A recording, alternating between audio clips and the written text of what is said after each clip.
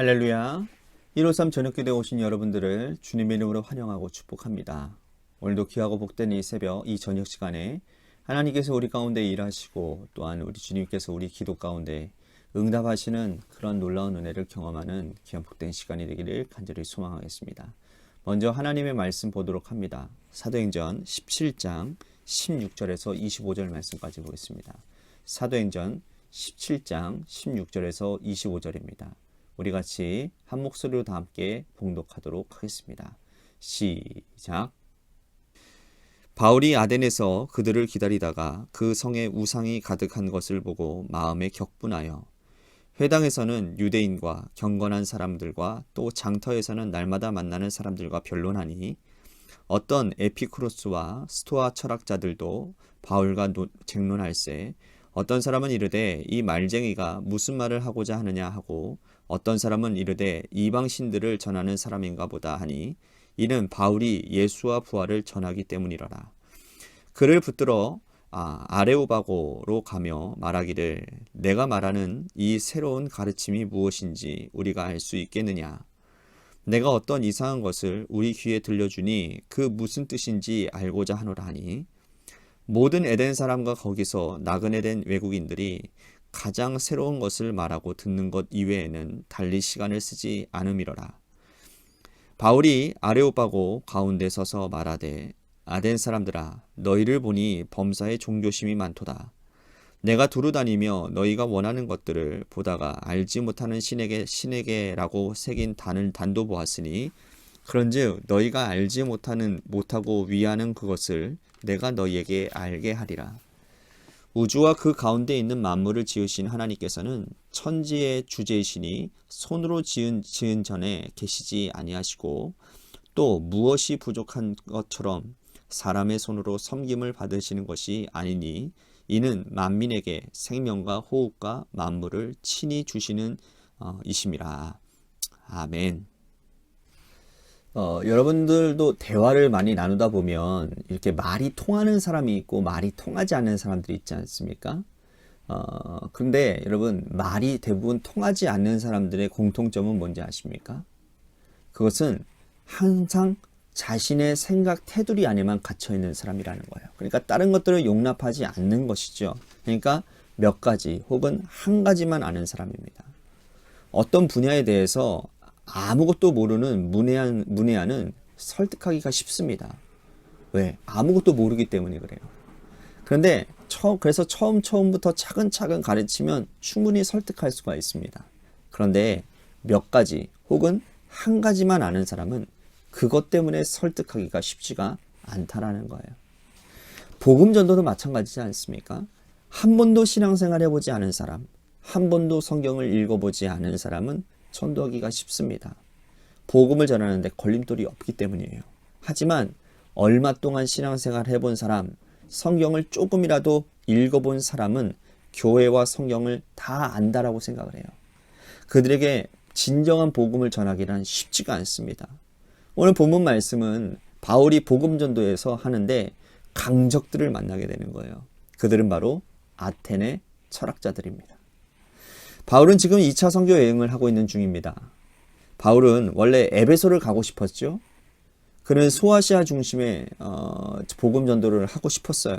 하지만 성령님께서 그의 길을 막으시고 유럽으로 인도하시죠. 그는 생명부지의 유럽으로 건너가서 빌립보와 데살로니가 베레아를 거쳐서 이제는 아테네에 도착을 하게 됩니다. 오늘 본문에서 그는 아테네에서 실라와 디모데를 기다리고 있는 중이었어요. 바울이 어디로 가든지 간에 복음을 전하는 사람이었기 때문에 이 아테네에서도 그 일을 행하고 있는 중이었습니다. 그래서 아테네에서 이 거닐다가 거기 안에 우상들이 가득한 것을 보면서 격분했어요. 마음이 격분했습니다. 그래서 회당에서는 이 유대인과 경건한 사람들과 또 장터에서 날마다 만나서 변론하는 그 장면들을 보게 되는 거예요. 그래서 그 철학의 도시지 않습니까? 이 아테네 하면 여러분들이 기억나시는 철학자들 누가 있습니까? 뭐 소크라테스, 플라톤, 아리스토텔레스 그곳에서 많이 활동하고 수많은 소피스트들이 막 자리 잡고 있었고 또 에피쿠로스 철학자들과 스토아 철학자들이 있었단 말이에요. 근데 바울과 그 가운데서 이제는 토론을 하는 그런 일들이 일어나게 된 거예요. 그는 그곳에 있던 이 우상과 진리를 모르는 이 철학자들을 보고는 영적인 분노가 느껴진 겁니다. 그래서 그곳에서 그들을 설득시키기 위해서 예수님과 부활에 대한 논쟁을 하기 시작하는 거예요. 자, 18절 말씀 보십시오. 어떤 에피쿠로스와 스토아 철학자들도 바울과 진론할세 어떤 사람은 이르되 이 말쟁이가 무슨 말을 하고자 하느냐 하고 어떤 사람은 이르되 이방신들을 전하는 사람인가 보다 하니 이는 바울이 예수와 부활을 전하기 때문이라. 그러니까 당시에 아테네에서 활동하고 있는 이 철학자들은요, 굉장히 개방적인 사람들이었습니다. 어떤 사상이든 어떤 종교이든 간에 대화를 나누었다라는 거예요. 에피쿠로스 철학자들과 이 스토아 철학자들도 바울이 전하는 이 새로운 사상에 어떤 호기심을 가지고 있었던 것 같습니다. 그들은 바울을 데리고는 아레오파고로 이제 가는 거예요. 그래서 그곳에서 이제 논쟁을 하는 겁니다. 자, 보십시오. 바울이 복음 전하기는 어렵지가 않아 보였어요. 왜냐하면 마음이 열려 있는 것처럼 보이니까요. 이제 바울이 이 아레오파고 광장에 섰습니다. 그곳에서 바울이 설교를 시작하는 거예요. 바울의 설교의 첫 머리가 뭐냐면 이런 겁니다. 너희들이 알지 못하는 그러한 신들을 섬기고 있는데 참 너희들 종교심이 많다라는 거예요. 그런데 이들은 천지를 만드신 이가 있다라는 것을 알고 있다라는 겁니다. 그들은 철학자였어요. 많은 것을 사색하는 사람들이었습니다. 하늘의 해와 달과 별들을 보고 초목들과 동물들을 보면서 이렇게 초화로운 세상을 만드시는 분이 있다라는 것을 알고 있었어요. 그 때문에 그들은 종교심을 가지고 있었다라는 거죠. 바울이 그곳에서 알지 못하는 신의 새긴 단을 보았습니다. 그들은 신이 있었음을 알고 있었고, 근데 그 신의 이름이 어떤 분인지를 모르고 있었다라는 거예요. 이것이 아테네 사람들의 불행이었다라는 거죠. 대상을 모르고 여러분 신앙생활하는 사람들은 참 불행한 겁니다. 우리는 믿음의 대상이 누구인지를 분명히 알고 있죠. 하나님이 어떠한 분이신지, 예수님이 어떠한 분이신지, 성령님이 어떠한 분이신지 우리는 잘 알고 있어요. 그런데 만약에 우리가 믿는 믿음의 대상인 삼위일체 하나님이 누구인지도 모르고 있다면 그것만큼 위험한 신앙이 없다라는 거예요. 그저 맹목적인 신앙생활을 할 수밖에 없다라는 거죠. 당시 아테네 사람들이나 이 땅에 복음이 들어오기 전에 우리 조상들은 종교심은 있었습니다. 여러분 우리나라 사람들만큼 종교심이 특출한 사람은 없어요. 그죠? 정말 종교심이 특출한 데가 없습니다. 심지어 뭐 신을 믿지 않아도 달을 보면서 물 떠놓고서 비는 것이 옛날에 그런 우리들의 선조들의 모습 아니었습니까? 정말 종교심은 있었지만 믿음의 대상이 누구인지는 알지 못했다라는 거예요. 인간이 신을 찾아가고 하나님을 발견해 나아가는 것이 불가능해지는 겁니다. 주변 언저리까지는 갈 수 있지만 핵심에는 도달할 수가 없는 거예요. 하나님께서는 우리를 불러주시고 자신을 드러내셔야 우리는 비로소 하나님을 알 수 있습니다. 하나님께서 오늘 우리를 만나주셨고 그의 이름을 드러내셨고 기록된 말씀을 통해서 당신이 어떠한 분이신지를 알게 하시기 때문에 믿음 생활을 제대로 할 수가 있는 거죠. 바울은 아테네 사람들이 종교심이 많고 알지 못하는 신에게라는 이 재단의 예배를 드리고 있는 모습을 보고는 국률한 마음이 들었던 것 같아요. 그래서 바울은 선포합니다. 뭐라고 선포하느냐? 하나님이 천지의 주제가 되시고 생명과 호흡과 만물을 주관하신 분이라는 것을. 너희가 알지 못하는 신이라고 부르는 그분은 바로 천지의 주제 되시는 하나님이시다. 그분은 너희의 생명과 호흡을 주관하시고 지금도 만물을 주관하시는 분이시다. 바울은 그렇게 선포를 하고 있습니다. 오늘 우리도 믿음의 대상, 하나님은 어떠한 분이신지를 먼저 우리들이 분명히 알아야 됩니다. 그리고 하나님에 대한 믿음, 또 그리스도에 대한 확신, 성령에 대한 확고한 지식을 우리들이 가질 수 있어야 됩니다. 바울이 설교를 마쳤지만 아테네에서는 열매를 그렇게 많이 맺지 못합니다.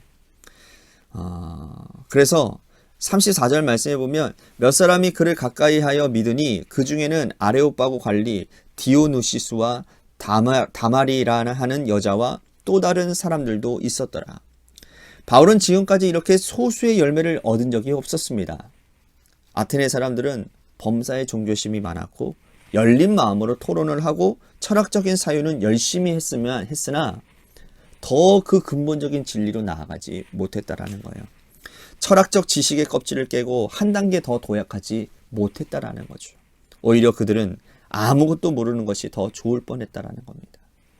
우리가 신앙의 대상으로 하는 하나님이 어떠한 분인지를 다시 한번 분명히 아시고 오늘 하루 여러분들 우리의 신앙을 한번 점검해 보는 시간이 되었으면 좋겠습니다.